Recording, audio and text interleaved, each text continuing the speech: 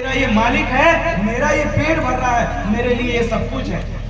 कुछ दिन बाद वो जो व्यक्ति है जो जंगल में गड्ढा खोदा था, उसने हाथी को बाहर निकाला और अपने साथ वो जो हाथी है उसके पीछे पीछे चलने लगा। हाथी को ये एहसास हुआ कि ये मुझे 15 दिन तक इसने खाना खिलाया है, और वो हाथी उसके पीछे पीछे पूरा हर जगह उसको मदारी की तरह वो जो व्यक्ति है हाथी को नचाने लगा। लेकिन सम्मानीय साथियों, हाथी ये भूल गया था कि जंगल उसका है, वो जमीन उसकी है, वो पेड़ पौधे और पत्ते उसके हैं। लेकिन एक समय बाद एक व्यक्ति आके गड्ढे में गिरा के उसको गुलाम बनाया। आज ये आदिवासी समाज भी वही हाथी वाली स्थिति में है। क्या हो रहा है आपके साथ? आपके साथ क्या हो रहा है? आप देखिए, सबसे पहली चीज है कि हाथी जो आजाद था अब वो किसी का गुलाम हो गया है। आपको भी वैसे गुलाम बना दिया गया है। आपको दे दिएगा लाडली बहना योजना, दे दिएगा, आप खुश हो गए, अरे बहुत अच्छा लगा, दे दिया आपको राशन, अरे दे दिया आपको किसान सम्मान निधि, अरे दे दिया आपको कोई और वृद्धा पेंशन, विधवा पेंशन, आपको इतना दे दे के उन्होंने ये बना दिया। आप वो हाथी थे जो 52 57 परगना में राज करते थे, जिनके बाप दादा पुरखा सोने चांदी के सिक्के चलाते थे, वो हाथी हुआ। अब वो लोग जो 2 एकड़ जमीन ये बाहर से आए आक्रमणकारियों लोगों को आप 2 बैल और उनको बख्तर देते थे कि ये जोत, लेकिन यहाँ पर भीख नहीं मांगना, वो थे आप। लेकिन आज आपको गुलाम बना लिया गया। जब मैं उन लोगों के बीच में जाता हूं तो पता है क्या बोलते हैं? अरे हम राशन नहीं लेते, इतने गरीब और इतनी भिखारी हालत नहीं हो तो राशन लेंगे। लाडली बहन, अरे 2000 रुपए के लिए हमारी माता बहन इतनी गिरी हुई, हम बोले देंगे राशन के लायक। अरे कहाँ फालतू गरीब लोग लेते हैं राशन। सोचो क्या बोलते हैं लोग। कोई जैन बनिया सेठ साहूकार के पास जाइए, उसको बोलिए राशन लेंगे, है पागल समझ के, गरीब समझ के रखा राशन लेंगे। सोचो हमें क्या बना के रख दिया गया। वो हाथी जो इस देश का राजा था, इस जंगल का राजा था, वो आदिवासी, आज उसको 2000 500 और 1000 रुपए के नाम पे कोई भी बेवकूफ बना देता है। ये जिस छिंदवाड़ा जिले में आप हैं, ये पूरा छिंदवाड़ा जिला राजा जाटवसा धुरवा देवगढ़ के राजा की रियासत थी। यही से राजा निकल के आपके नागपुर में गया, वक्त बुलंद साहब के जो उन्होंने नागपुर की स्थापना करी। और आज ये छिंदवाड़ा के अंदर जो जमीन, अभी विधायक महोदय बोल रहे थे कि जमीन रुक गई, लेकिन मैं बड़ी दुख के साथ कहना पड़ रहा हूँ, यहाँ मात्र 7 लाख रुपए में कोई जमीन कन्वर्ट हो जा रही है। अभी लोग जितने प्रॉपर्टी डीलर सबके पास चल जाइए, अरे चंगू मंगू दोनों पार्टियों के नेताओं के पास चले जाइए। यहाँ एक व्यक्ति कटोरा लेके आया था और आज उसके पास 3500 एकड़ जमीन है। एक भी आदिवासी के पास 1000 एकड़। ये कौन लोग हैं जिनके पास जमीन है? ये वही बाहर से आए हुए लोग जो यहाँ के आदिवासियों को, यहाँ के लोगों को खुलेआम बेवकूफ बनाते गए, लूटते गए और उनकी जमीन आज छीन के बैठे हैं। ऐसे सैकड़ों मामले यहाँ पर है। सम्मानीय साथियों, आपकी ये हालात इतनी बना दी, इतनी दयनीय हालत है। आज दादा गुरु के माध्यम से हमने सुना, उन्होंने संवैधानिक बात बिल्कुल एक्यूरेट बोली है। धर्म की चीजें उन्होंने जो बताई बहुत ध्यान की बात है। उन्होंने शादी विवाह के बारे में बताया, धर्म के बारे में बताया, सब चीज के बारे में उन्होंने बताया। लेकिन एक चीज आप याद रखिएगा, आज बात आती है जब आदिवासी की, तो यहाँ पर कुछ आए थे, कुछ साथी, कुछ वरिष्ठगण, उन्होंने कहा कि जो आदिवासी है हम भी आदिवासी बनना चाहते हैं। लेकिन मुझे बताइए, आदिवासी बनाया जाता है या आदिवासी पैदा होता है? क्या कोई मुसलमान, क्या कोई ईसाई, क्या अदरवाइज कोई भी धर्म को मानने वाला व्यक्ति आदिवासी बन सकता है क्या? लेकिन एक आदिवासी हर एक धर्म में जा सकता है। और आदिवासी बनाए नहीं जाते। आदिवासी माँ की कोख से पैदा होता है, आदिवासी पैदा होता है, आदिवासी बनाया नहीं जाता। आज बनाया जा रहा है कैसे? शेड्यूल ट्राइब, एसटी में गुप्ता लोगों की एंट्री हो गई। आप जम्मू कश्मीर के वहां जो नौकरी में IAS IPS से क्वालिफाइड किए, उनका देखिए। यहाँ पर आदिवासी और एसटी दोनों अलग है। अनुसूचित जनजाति और आदिवासी दोनों अलग है। अनुसूचित जनजाति किसी को भी बनाया जा सकता है, लेकिन आदिवासी किसी को बनाया नहीं जा सकता। आदिवासी माँ की कोख से पैदा होता है। और आज जो धर्म की बात हमने यहाँ पर चल रही इस मंच के माध्यम से, याद रखिएगा, ये गौंडी धर्म संस्कृति आपको देश आजादी के बाद जो दादाजी ने कहे थे ना, अभी बोल रहे थे गुरु दादाजी बोल के गए कि यहाँ से लेके यहाँ तक जो जनगणना हुई, उसके बाद आदिवासियों को अलग से कॉलम नहीं दिया गया। क्यों नहीं दिया गया? किसकी सरकार थी? किसकी गलती है? जयपाल सिंह मुंडा जी ने कहा था, विश्वास किया हमने गैरों पे, नहीं तो हम कल भी राजा थे और आज भी राजा होते, और आज भी हमारे लोग आज बेवकूफ बनते जा रहे हैं। अरे आप जिस रस्सी पकड़ के चल रहे हो, आप देखिए कहीं वो रस्सी खंती में तो नहीं जा रही है। महसूस करिए, आप जिस बैलगाड़ी में बैठे हो और उस बैलगाड़ी को खदेड़ने वाला एक ऐसा व्यक्ति है जो उस बैलगाड़ी को स्कूल की तरफ नहीं, दारू भट्टी की तरफ ले जा रहा है। बैलगाड़ी उसकी नात अगर अच्छे लोगों के हाथ में है और ये पूरी समाज गंगा उनके हाथ में अगर सवार है, तो वो बैलगाड़ी सही दिशा में जाएगी। और गलत लोगों के हाथ में अगर बागडोर हो गई, पगई हो गई, रस्सी हो गई, नात अगर गलत व्यक्ति का हाथ में, तो आपको गड्ढे में गिराने का काम करेंगे और वो गड्ढे में गिरता जा रहा है। आज क्या हो रहा है आदिवासियों के साथ, ज्यादा लंबे समय नहीं बोलूंगा, लेकिन सम्मानीय विधायक यहाँ पर बैठे हुए हैं। एक विधायक क्या क्या चीजें कर सकता है वो मेरे से अच्छे जानते हैं। 16 सितंबर 2015 मैं सम्मानीय गुरु दादा जी और उनके जुड़े हुए समस्त साथियों से कहना चाहता हूँ, क्योंकि दादाजी के माध्यम से आज आप लोगों ने सुना था, बहुत सारी चीजें उन्होंने बताया कि सिद्ध कीजिए कि आप गौंड हो, और यह सत्य है कि गौंड हिंदू नहीं है। छोटी मोटी लाइन लगती है आपको, अब सिद्ध करके बताइए आप गौंड है। जैसे अभी सम्मानीय पट्टा दादा ने और बाकी इन्हें गोंडी बोल के बताया था, बताइए आप गोंडी बोलना आपको आता है क्या? गोंडी वायता आप नहीं बोल पाएंगे। कितने आपके जो गोंडी देवी देवताओं के नाम बताइए, गोंडी त्योहार के नाम बताइए, गोंडी सांस्कृतिक स्थल के नाम बताइए। क्योंकि संयुक्त राष्ट्र संघ ने कहा resides over history and culture and living evidence. क्या है आदिवासियों की पहचान? भारत सरकार कह रही है कि जो नंगे लोग हैं, भूखे लोग हैं, जंगल में सड़ रहे हैं, अनपढ़ है, गरीब है, वो आदिवासी है। भारत सरकार की डेफिनेशन है। और संयुक्त राष्ट्र संघ कह रहा है कि resides over history and culture and living evidence. अरे आपका इतिहास बताता है, आपका कल्चर बताता है, आपका जीवित प्रमाण, संस्कृति का जीवित प्रमाण, ये जो पहने हैं ना, ये बताती है कि आप ये आदिवासी है। संयुक्त राष्ट्र संघ की बैठकों में जो अपने आप को प्रेजेंटेशन करने वाले आदिवासियों को आप देखिए, वो संस्कृति उनके अंदर लिविंग एविडेंस, जीवित प्रमाण दिखता है कि वो आदिवासी है। आपके अंदर क्या दिख रहा है? हमारे नेताओं के अंदर दिख रहा है कि नहीं? जो दिखता है वही दिखता है, और आदिवासी जो है पहला जीवित प्रमाण उनके अंदर रहना चाहिए। संयुक्त राष्ट्र संघ ने कहा वही व्यक्ति आदिवासी है। अब याद रखिए 16 सितंबर 2015 दिल्ली हाईकोर्ट प्रेम मार्डी बनाम अन्य भारत संघ, उन्होंने कहा है कि अनुसूचित 42 में एसटी का अनुबंध है, आदिवासी शब्द नहीं है, अर्थात एसटी और आदिवासी दोनों अलग अलग है।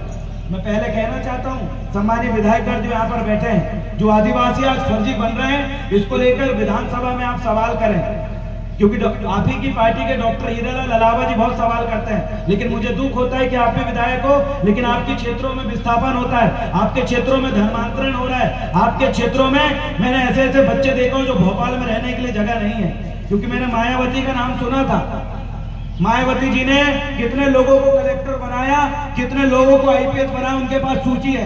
लेकिन आपके विधायक रहते हुए कुछ बच्चे अगर पीएससी और आईएएस अगर क्वालिफाइड अगर करते हैं, पीएससी से अधिकारी बनते हैं, कलेक्टर बनते हैं, बड़े अधिकारी बनते हैं, तो आपका नाम लेंगे। यह आपका फर्ज बनता है कि कितने बच्चों को अपने विधायक रहते हुए, गरीब बच्चे जो मजदूरी कर रहे हैं लेकिन पढ़ने में ठीक है, कितने बच्चों को आपने आगे बढ़ाया, ये आपको समाज को जवाब देना चाहिए।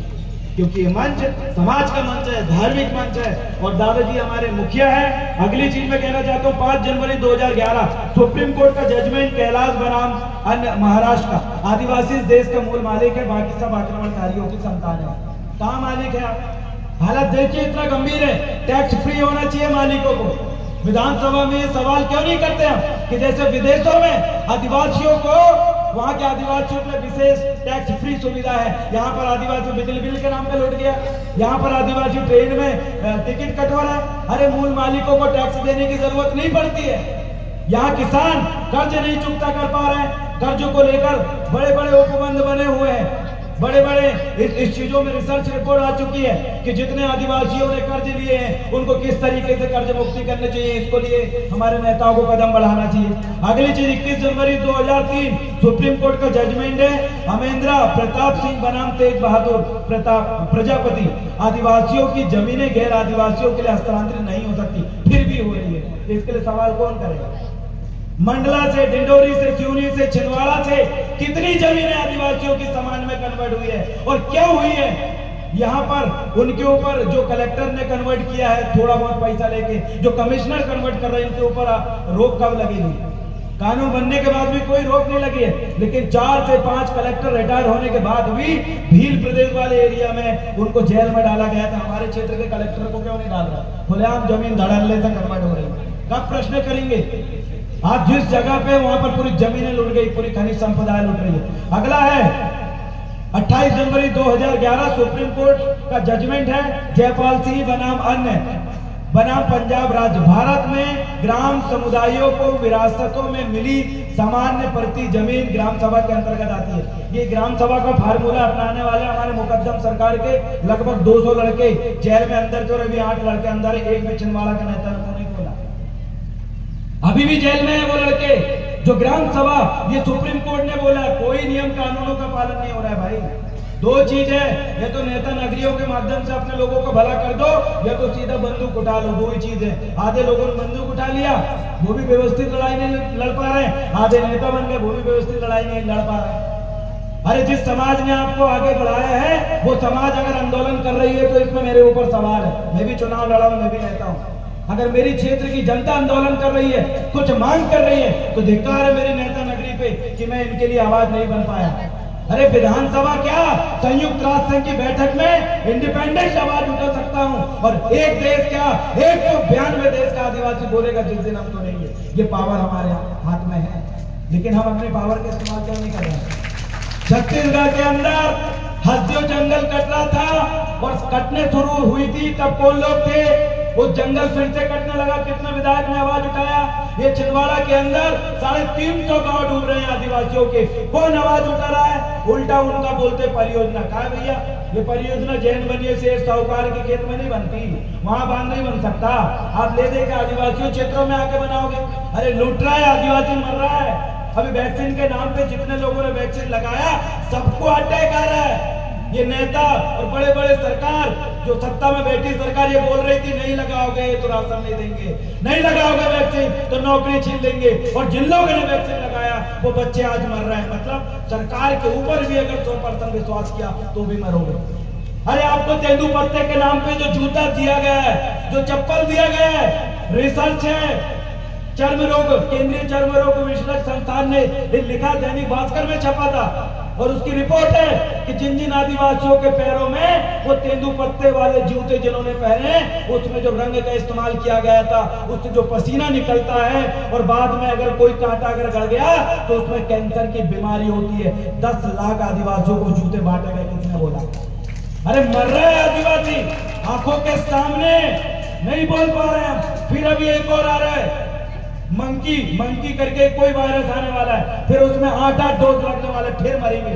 उसमें तो जो गुणसूत्र बाह्य बनता था वो बनना खत्म हो जाएगा। नपुंसक हो रहे बच्चे।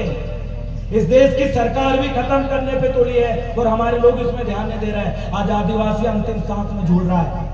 अरे आपके पास जमीनें नहीं बची, आपके पास सोने चांदी नहीं बचे, ना आपके पास जंगल बचे, तो रहोगे कहाँ, खाओगे क्या? आप मुझे बताइए। हालत गंभीर है। आने वाले 5 साल के अंदर अगर आप और हम समझदारी नहीं दिखाए तो ये लोग पैसे इकट्ठा कर करके विदेश भाग रहे हैं। आपको विश्वास नहीं होगा, इस भारत देश के अंदर से लगभग 5 लाख से ज्यादा लोगों ने विदेश में जाके नागरिकता स्वीकार कर ली, क्योंकि इस देश में रहना पसंद नहीं करता पैसा देने वाला व्यक्ति, सिर्फ आपके लिए छोड़ रहा है वो कि बर्बाद हो जाओ।